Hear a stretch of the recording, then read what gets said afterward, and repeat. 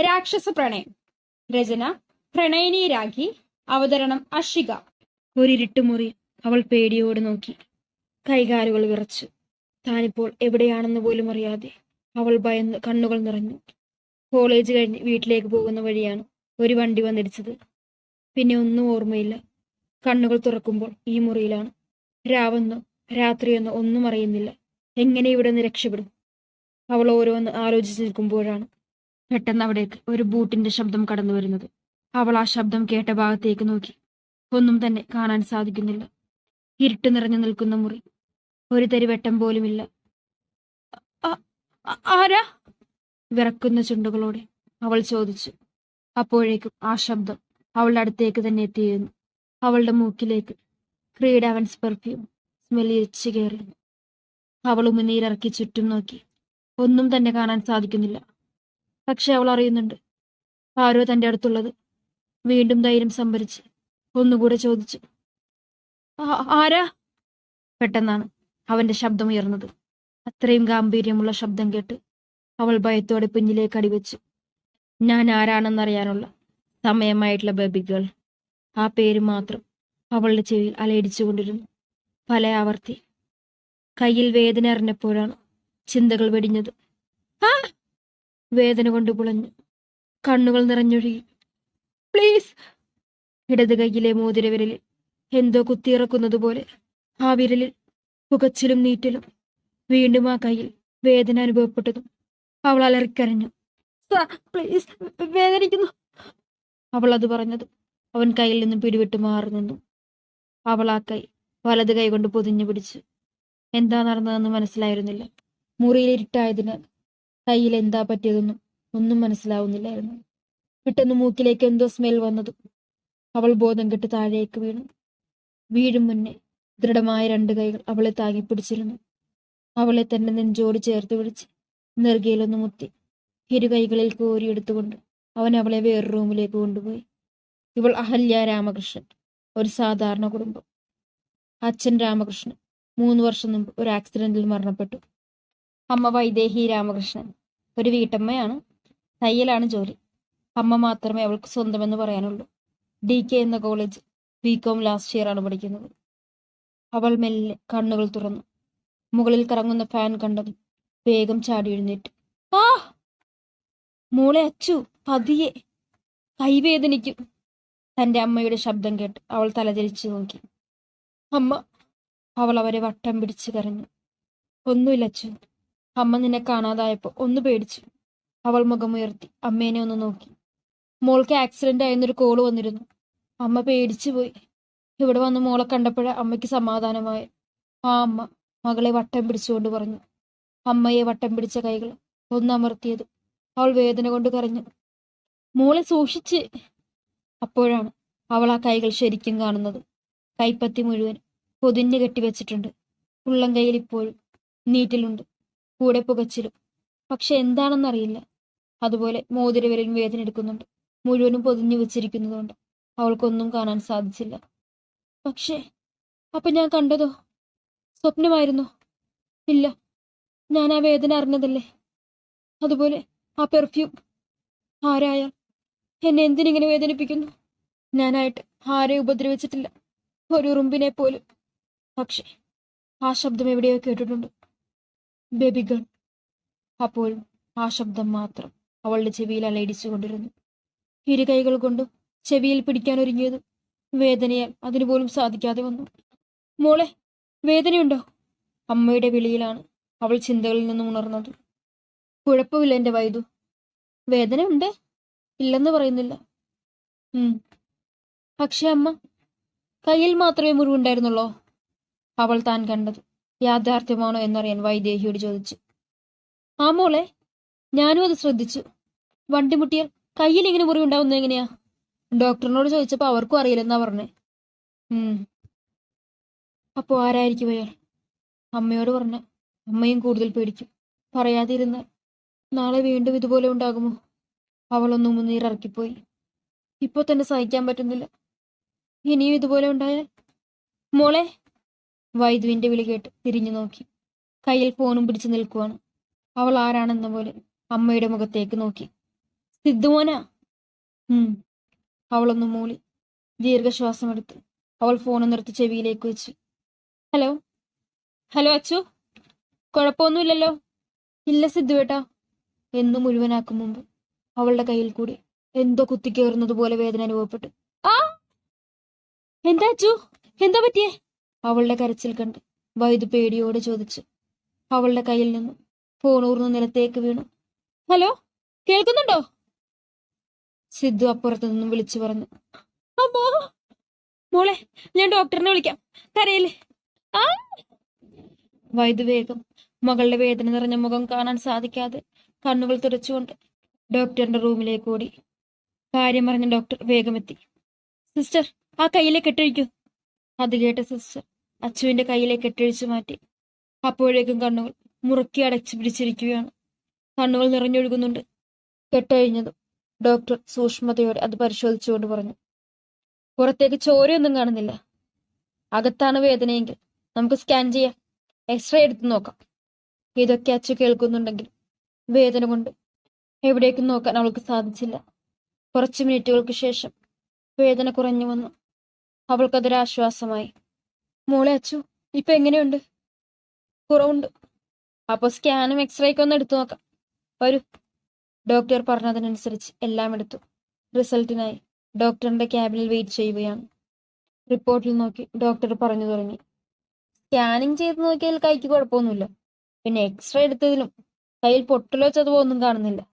വേദന ഉണ്ടാകുന്നത് ചിലപ്പോൾ നമ്മുടെ കയ്യിലെ നേഴ്സിൽ വല്ല ബ്ലഡും ക്ലോട്ട് ചെയ്തിരിക്കുന്നതുകൊണ്ടാവും. സ്കാൻ ചെയ്ത റിപ്പോർട്ട് നോക്കി ഡോക്ടർ പറഞ്ഞു.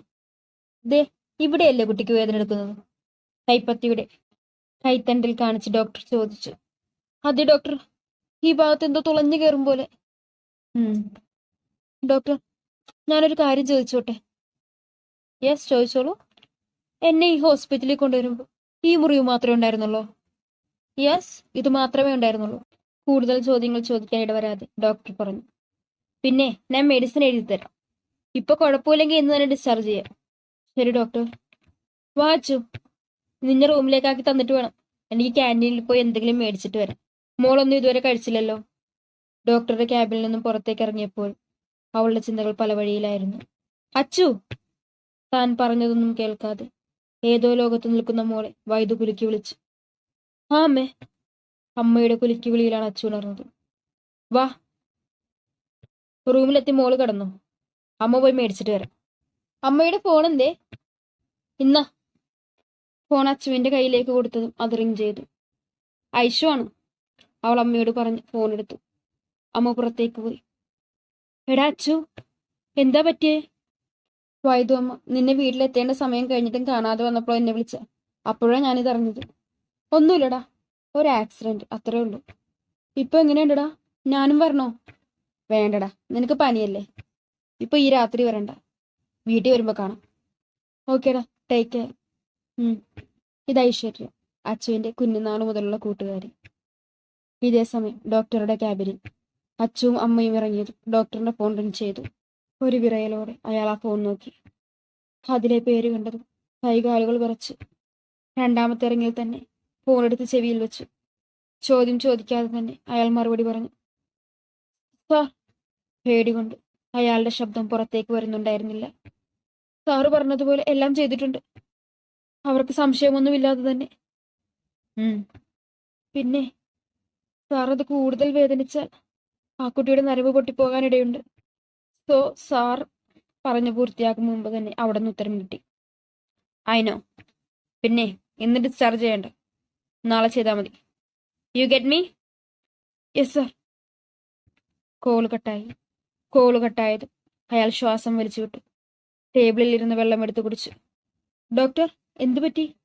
ആകെ വേർതിരിക്കുന്നേ? അങ്ങോട്ട് വന്ന് സിസ്റ്റർ ചോദിച്ചു. ഒന്നുമില്ല സിസ്റ്ററെ. പിന്നെ ആ ഹല്യ എന്ന പേഷ്യന്റിനെ ഇന്ന് ഡിസ്ചാർജ് ചെയ്യുന്നുണ്ടോ? ഇല്ല, നാളെ രാവിലെ. വൈദ്യു അച്ചുവിന് കഴിക്കാനുള്ള ഫുഡ് കൊണ്ടുവന്ന് കൊടുത്തപ്പോൾ അച്ചു നല്ല ഉറക്കമാണ്. കൈ നെറ്റിയിൽ വെച്ചാണ് കിടക്കുന്നത്. മോളെ അച്ചു, എഴുന്നേൽക്ക്, ഫുഡ് കഴിക്ക്, എന്നിട്ട് വേണം മരുന്ന് കഴിക്കാൻ. എനിക്ക് വേണ്ടമ്മേ, വിശപ്പില്ല. മോളെ, നിനക്ക് ഏറ്റവും ഇഷ്ടമുള്ള മസാല ദോശയാണ് മേടിച്ചിരിക്കുന്നത്. മസാല ദോശ എന്ന് കേട്ടതും കൊച്ചിന്റെ വായിൽ വെള്ളമൂറി. ഇത് നേരത്തെ പറയണ്ടേ എന്റെ വൈദു? കഴിക്കാൻ പറഞ്ഞപ്പോ വലിയ ഡിമാൻഡ് ആയിരുന്നല്ലോ. എന്റെ പൊന്നല്ലേ, വേഗം താ. വൈദു പൊതി അവൾക്ക് നേരെ നീട്ടി. ഒന്നുള്ളൂ? ഇല്ല, വേറെ മേടിച്ചിട്ടുണ്ട്, നീ കഴിച്ചോ. ഒന്നുകൊണ്ട് നിന്റെ വയറിന്നറിയില്ലെന്ന് എനിക്കറിയില്ലേ. ഒന്ന് പോവാമ്മ, കഴിക്ക്, മരുന്ന് കഴിക്കാനുള്ളതാ. ഒരു വലിയ പീസ് എടുത്ത് അങ്ങനെ തന്നെ വായിലേക്ക് കുത്തിക്കയറ്റി. അമ്മയോട് ചോദിച്ചു, എന്റെ മോളെ അതൊന്ന് ഇറക്ക്, എന്നിട്ട് മതി സംസാരം. അതിന്നി തൊണ്ടേ കുടുങ്ങി, എനിക്ക് ഓടാൻ വയ്യ. വായിലുള്ളത് ഇറക്കിയിട്ട് വൈദുവിനെ ചിരിച്ചു കാണിച്ചു. അതല്ലമ്മ, അമ്മയ്ക്ക് കഴിക്കാൻ മേടിച്ചോ? എനിക്കൊന്നും വേണ്ട മോളെ. വേണം, അമ്മ കഴിക്കാതെ ഞാൻ ഒന്നും കഴിക്കില്ല. അവൾ ഒരു പീസ് ദോശ എടുത്ത് അമ്മയുടെ വായിൽ വെച്ച് കൊടുത്തു. 2-3 പ്രാവശ്യം അങ്ങനെ തന്നെ ചെയ്തു. മതി മോളേനെ, മോള് കഴിക്കും എന്നും പറഞ്ഞു അവളെല്ലാം കഴിച്ചു. അവൾ കഴിച്ചു കഴിഞ്ഞതും വൈദു എല്ലാം എടുത്ത് വേസ്റ്റിൽ കൊണ്ടുപോയിട്ടു. അച്ചു, പോയി വായൊക്കെ കഴുകു. അവൾ നേരെ ബാത്റൂമിലേക്ക് കയറി ഒന്ന് ഫ്രഷായി. അപ്പോഴേക്കും വൈദു മരുന്നൊക്കെ എടുത്തു വെച്ചു. അവളുടെ മുഖം കണ്ടപ്പോഴേ വൈദുവിന് മനസ്സിലായി. അച്ചു വാടിയ മുഖം കണ്ട് വിളിച്ചു. മരുന്ന് കഴിക്കാതെ എങ്ങനെയാ വേദന മാറുന്നത്? അതുകൊണ്ട് എന്റെ പൊന്ന് വേഗം മരുന്ന് കഴിക്കാം. ചെറിയ കഴിപ്പേ ഉണ്ടാവുള്ളൂ. അമ്മ മിഠായി എന്തെങ്കിലും മേടിക്കാം. വല്ലതും മനസ്സിലായ? ഇല്ലല്ലേ? നമ്മുടെ കൊച്ചിനെ മരുന്ന് കഴിക്കുന്നത് തീരെ ഇഷ്ടമല്ല, പ്രത്യേകിച്ച് അലോപ്പതി. ഹോമിയോ ആണ്, കൊച്ചു കണ്ണും പൂട്ടി കഴിക്കും. ഈ മുറിവ് ഹോമിയോ കൊണ്ട് മാറില്ലല്ലോ, അതാണ് അലോപ്പതി തന്നെ അച്ഛനെ കൊണ്ട് കഴിപ്പിക്കുന്നത്. മരുന്ന് കഴിച്ച എന്തേലും മിഠായി കഴിക്കണം, ഇല്ലേ ഛർദിക്കും. ശരി, എല്ലാം കഴിച്ചു. അമ്മ മിഠായി. അമ്മ ഇപ്പോ വരാം, അമ്മ മേടിക്കാൻ മറന്നു. വേഗം വരണേ. മോളെ, മോള് കിടന്നു, അമ്മ വരുമ്പോ വിളിക്കാം. അപ്പൊ ഡോർ തുറന്നാ മതി കേട്ടോ. അമ്മ പോയതും അവൾ ഡോറടച്ച് ബെഡിൽ കിടന്നു. കുറച്ചു കഴിഞ്ഞതും കരണ്ട് പോയി. അവളൊന്ന് പേടിച്ചു, ചുറ്റും നോക്കി. ഈ കരണ്ടിന് പോകാൻ കണ്ട സമയം. പെട്ടെന്നാണ് ആ ശബ്ദം കേട്ടത്. Baby girl. ശബ്ദം കേട്ടതും അവളുടെ കൈകാലുകൾ വിറയ്ക്കാൻ തുടങ്ങി. ആരാ? ആരാ? ചുറ്റും കണ്ണുകൾ ഓടിച്ചുകൊണ്ട് അവൾ ചോദിച്ചു. Don't worry my baby girl, ഞാൻ നിന്നെ ഉപദ്രവിക്കാൻ വന്നതല്ല. ഞാൻ ചെയ്യേണ്ട കാര്യം എന്ന് ചെയ്തു കഴിഞ്ഞു. എന്തിനാ എന്നെ ഇങ്ങനെ ടോർച്ചർ ചെയ്യുന്നേ? ഞാൻ എന്ത് തെറ്റാ ചെയ്തേ? താങ്കൾ ആരാണെന്ന് പോലും എനിക്കറിയില്ല. Good question my baby girl. നീ എന്നെ ധിക്കരിച്ചു, സോ അതിനുള്ള പണിഷ്മെന്റ് ഞാൻ തന്നു. പക്ഷെ ഞാൻ എപ്പോ? അവൾ ചോദിച്ചതും ഡോറിൽ മുട്ടുകേട്ടു. അപ്പോഴേക്കും കറണ്ടും വന്നു. അവൾ ചുറ്റുമൊന്ന് നോക്കി. മോളെ, അച്ചു. അവൾ ഡോറ് തുറന്നു. മിഠായി എന്നാ കഴിച്ചോ. അവിടെ കരണ്ട് പോയിരുന്നല്ലേ, അതാണോ അമ്മ ഇത്രയും വൈകിയേ? ഇല്ലല്ലോ മോളെ, കറണ്ടൊന്നും പോയില്ല. അപ്പൊ ഇവിടെ പോയല്ലോ എന്റെ കൃഷ്ണ, അവൾ മനസ്സിൽ പറഞ്ഞു. എന്താ മോളെ? എന്തോ ആലോചിച്ചു നിൽക്കുന്ന അച്ചുവിനെ നോക്കി ചോദിച്ചു. ഒന്നുമില്ലമ്മ.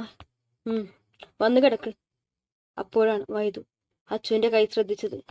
മോളെ, കയ്യിലെ മോതിരം എന്തേ? അപ്പോഴാണ് അവളും അത് ശ്രദ്ധിച്ചത്. അവൾ തന്റെ കയ്യിലേക്ക് നോക്കി. അറിയില്ലമ്മേ. ചിലപ്പോ ആക്സിഡന്റ് പറ്റിയ സ്ഥലത്ത് തെറിച്ചു പോയിട്ടുണ്ടാവും. സിദ്ധുവിനോട് പറയണം. അമ്മേ, എന്റെ കൂടെ കിടക്കുവോ? ചെറിയ പേടിയോടെ അവൾ ചോദിച്ചു. വേണ്ട മോളെ, ഒന്നാമത് സ്ഥലമില്ല, പിന്നെ നിനക്ക് കിടക്കാൻ തന്നെ സ്ഥലം കുറെ വേണം. ലാസ്റ്റ് നീ എന്നെ ചവിട്ടി താഴെയിടും. എന്തിനാ അതൊക്കെ? അവളൊന്ന് ചിരിച്ചു കാണിച്ചു. മോള് ബെഡിൽ കിടന്നു, അമ്മ താഴെ കിടന്നോളാം. പിന്നെ ബെഡിൽ നിന്ന് താഴേക്ക് എന്റെ മേലേക്ക് വീഴരുത് കേട്ടോ. ശ്രമിക്കാം. ആഹാ, നീ കിടന്നോ? ഗുഡ് നൈറ്റ് വൈദു, അമ്മയെ കെട്ടിപ്പിടിച്ചുകൊണ്ട് പറഞ്ഞു. Good night. അവൾ നേരെ ബെഡിൽ വന്ന് കിടന്നു. അമ്മ ഉറങ്ങിയെന്ന് നോക്കിയിട്ട് അവൾ ബെഡിലേക്ക് ചാരിയിരുന്നു. കണ്ണുകളടക്കുമ്പോൾ ആ ശബ്ദമാണ് കേൾക്കുന്നത്. അതുകൊണ്ട് ഉറങ്ങാൻ സാധിച്ചില്ല. എന്നാലും എന്റെ കൃഷ്ണ, ഞാൻ എപ്പോഴാ അയാളെ ധിക്കരിച്ചേ? പക്ഷെ ആദ്യമായിട്ടല്ല ആ ശബ്ദം കേട്ടത്. ഇതിനു മുമ്പ് എവിടെയോ കേട്ടിട്ടുണ്ട്, പക്ഷെ എവിടെയാണെന്ന് ഓർമ്മ കിട്ടുന്നില്ല. അപ്പൊ മോതിരം എവിടെ പോയി? എന്തായാലും ഐശ്വനോട് നാളെ തന്നെ പറയണം. അവളിൽ നിന്ന് ഒന്നും മറച്ചു വെച്ചിട്ടുള്ള രഹസ്യം ഉണ്ടായിട്ടില്ല. എന്തൊക്കെയോ ചിന്തിച്ച് പതിയെ കണ്ണുകളടച്ച് നിദ്രയെ പുലുകി. ഇനി വരാനുള്ള ദിവസങ്ങൾ തനിക്ക് പരീക്ഷണങ്ങളാണെന്നറിയാതെ. രാവിലെ വൈദുവാണ് ആദ്യം എഴുന്നേറ്റത്. അച്ചു, അച്ചു, എഴുന്നേൽക്ക്. കുറച്ചു നേരം കൂടി അമ്മേ. എഴുന്നേക്കുന്ന്, ഡോക്ടർ ഇപ്പൊ വരും.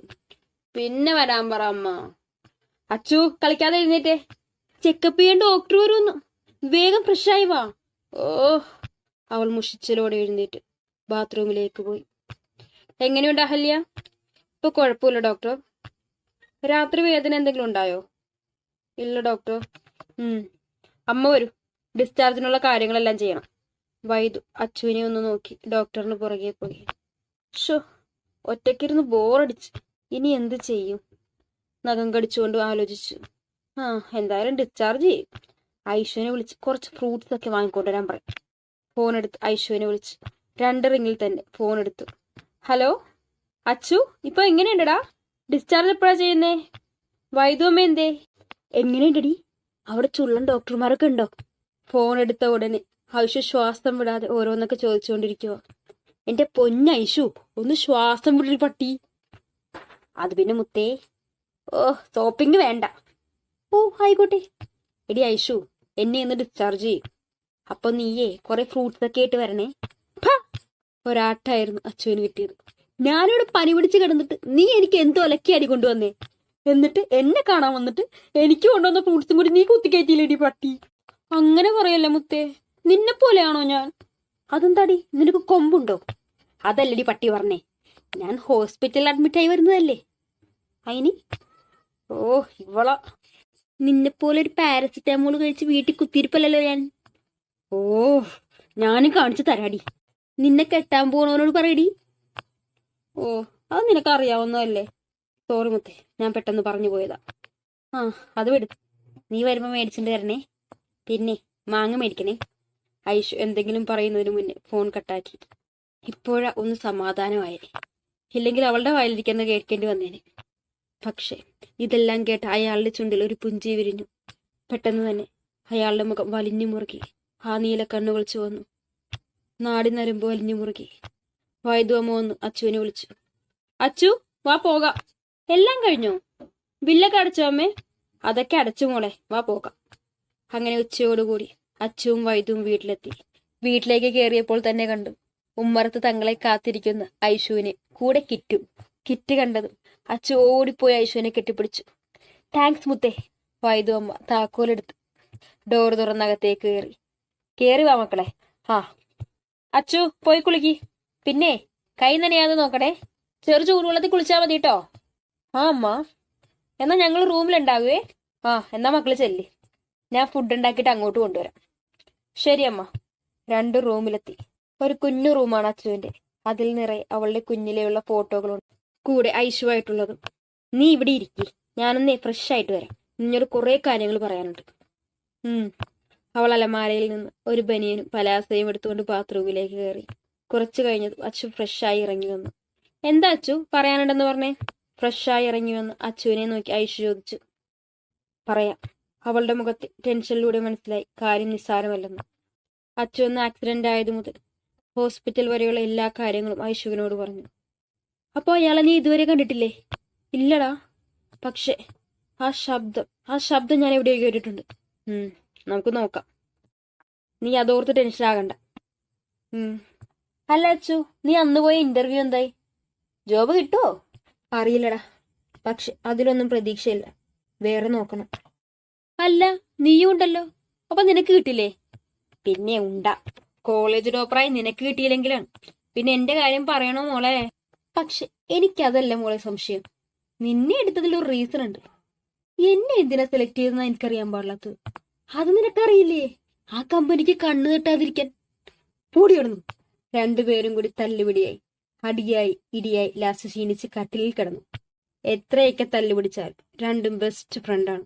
2 പേരും അറിയാത്ത കാര്യങ്ങളില്ല അവരുടെ ജീവിതത്തിൽ. ഇതുവരെയുള്ളതൊന്നും 2 പേരും ഒരാളിൽ നിന്നും മറച്ചു വെച്ചിട്ടില്ല. ഐഷുക്ക് തെച്ചുകൊണ്ട് ചോദിച്ചു. ഇനി എന്താ? ആ കമ്പനിയിൽ നിന്നും മെസ്സേജ് ഒന്നും വന്നിട്ടില്ലല്ലോ? ഒരാഴ്ചയേ ഉള്ളൂ. ക്ലാസ് അത് കഴിഞ്ഞ പിന്നെ ലാസ്റ്റ് എക്സാം ആണ്. അതോടെ നമ്മുടെ കോളേജ് ലൈഫും തീർന്നു. വേറെ എന്തെങ്കിലും നോക്കണം. എന്തായാലും ഞാൻ കയറുന്നിടത്ത് നീയും ഉണ്ടാകും. നൻപുണ്ട. അച്ചു, ഐഷു വാ ഫുഡ് കഴിക്കാം. അമ്മ ഇതാ വരുന്നു. ഫുഡൊക്കെ കഴിച്ചു ഐഷു തന്റെ വീട്ടിലേക്ക് പോയി. ഒരുവൻ തന്റെ ലാപ്പ് നോക്കിക്കൊണ്ടിരിക്കുമ്പോഴാണ് അവരുടെ സംസാരങ്ങളൊക്കെ കേൾക്കുന്നത്. ആദ്യം ഒരു പുഞ്ചിരിയോടെ എല്ലാം കേട്ടിരുന്നെങ്കിലും പിന്നീട് കേട്ട കാര്യങ്ങൾ ദേഷ്യം നിറച്ചു. അവൻ ഫോണെടുത്ത് ആരെയോ വിളിച്ച് കുറെ ദേഷ്യപ്പെട്ടു. ഒടുവിൽ അയാൾക്ക് വേണ്ട നിർദ്ദേശങ്ങൾ നൽകി. ഓക്കെ, ഫോൺ വെച്ച് ഒന്ന് ഗൂഢമായി ചിരിച്ചു. വൈദ്യു അമ്മ രാവിലെ വിളിച്ചുണർത്തി. അച്ചു കുളിച്ച് റെഡിയായി കോളേജിലേക്ക് പോന്നു. കൂടെ ഐഷുവും. രണ്ടുപേരും ഓരോന്നും പറഞ്ഞാണ് നടക്കുന്നത്. കൂട്ടത്തിൽ ഐഷു പോകുന്ന ചെക്കന്മാരെയൊക്കെ വായിൽ നോക്കുന്നുണ്ട്. അച്ചുവിന് പിന്നെ ഇതത്ര താല്പര്യമില്ലാത്തതിനാൽ ഐഷു പറയുന്ന കാര്യങ്ങളൊക്കെ കേട്ടുകൊണ്ട് നടക്കുന്നു. കോളേജിലെത്തി തങ്ങളുടെ ക്ലാസ്സിലേക്ക് കയറി സീറ്റിൽ പോയിരുന്നു. ക്ലാസ്സിൽ മിസ് കയറി വന്നു. അഹല്യ, തന്നെ പ്രിൻസിപ്പൾ വിളിക്കുന്നുണ്ട്, ചെല്ല്. Okay ma'am. ഐഷുവിനെ ഒന്ന് നോക്കി അച്ചു പ്രിൻസിപ്പളിന്റെ അടുത്തേക്ക് പോയി. May I come in sir? Yes. Permission കിട്ടിയതും അവൾ അകത്തേക്ക് കയറി. അഹല്യ വരൂ, ഞാനൊരു കാര്യം പറയാൻ വേണ്ടി വിളിച്ചതാ. എന്താ സാർ? ഹേയ്, ടെൻഷൻ ഒന്നും വേണ്ടടോ. നമ്മുടെ കോളേജ് ഓണറിന്റെ കമ്പനിയിൽ ഒരു ക്യാമ്പസ് ഇന്റർവ്യൂ ഉണ്ടായിരുന്നില്ലേ? മോൾ ഉൾപ്പെടെ 20 കുട്ടികളുണ്ടായിരുന്നില്ലേ? അവരുടെ റിസൾട്ട് വന്നിട്ടുണ്ട്. പിന്നെ മോളെ അവർ സെലക്ട് ചെയ്തിട്ടുണ്ട്. മോളോട് ഇത് പ്രത്യേകം പറയണമെന്ന് പറഞ്ഞതുകൊണ്ടാണ് ഞാൻ വിളിച്ച് നേരിട്ട് പറഞ്ഞത്. സാർ ഐഷു അല്ല ഐശ്വര്യ. ബാക്കിയുള്ളവരുടെ പേര് നോട്ടീസ് ബോർഡിലുണ്ടാവും, നോക്കിയാൽ മതി. ബാക്കിയുള്ള ഡീറ്റെയിൽസ് എല്ലാമേ അവർ മെയിൽ വഴി അറിയിക്കും. Okay sir. പിന്നെ മോളെ അറിയാലോ, ഈ കൊല്ലത്തെ പ്രതീക്ഷ മോളാണ്. അറിയാം, പറഞ്ഞു തരേണ്ട കാര്യമില്ലെന്ന്. എന്നാലും പ്രിൻസിപ്പൾ എന്ന നിലയ്ക്ക് ഞാൻ പറഞ്ഞതേ ഉള്ളൂ. ശരി സാർ. ഓക്കെ, എന്നാ പൊക്കോളൂ. സാർ ഒരു കാര്യം. പറഞ്ഞോളൂ. അത് പിന്നെ ജോയിൻ ചെയ്യുന്ന ഡേറ്റ് എന്തായാലും എക്സാം ഒക്കെ കഴിഞ്ഞിട്ടായിരിക്കല്ലേ? തീർച്ചയായും. അവർക്കും അറിയാലോ, അപ്പൊ പേടിക്കേണ്ടതില്ല. പിന്നെ അവർ മെയിൽ അയക്കുമെന്ന് പറഞ്ഞിട്ടുണ്ട്. എന്നിട്ട് ഞാൻ തന്നെ സെലക്ട് ആയവരേക്ക് വിളിച്ച് എല്ലാം പറഞ്ഞു തരാം. Okay sir. അവളൊന്ന് പുഞ്ചിരിച്ചുകൊണ്ട് ഡോർ തുറന്നുപോയി. അവൾ നേരെ നോട്ടീസ് ഇട്ടേക്കുന്ന സ്ഥലത്തേക്ക് പോയി. ഐഷുവിന്റെ പേരുണ്ടോ എന്ന് നോക്കി. സമാധാനമായി. അവളുടെ പേരുണ്ട്. നേരെ ക്ലാസ്സിലേക്ക് പോയി. മേ കമിങ് മാം? യെസ്. കയറിയിരിക്കാ ഹല്യ. അവൾ മാമിനെ നോക്കി ഒന്ന് ചിരിച്ചുകൊണ്ട് അകത്തേക്ക് കയറി സീറ്റിൽ പോയിരുന്നു. എടി, എന്തിനാടി പ്രിൻസിപ്പൾ വിളിച്ചേ? ഞാൻ പിന്നെ പറയാം, ബെല്ലടിക്കട്ടെ. തുടരും. ഈ കഥയുടെ ബാക്കി ഭാഗം നാളെ ഇതേ സമയം.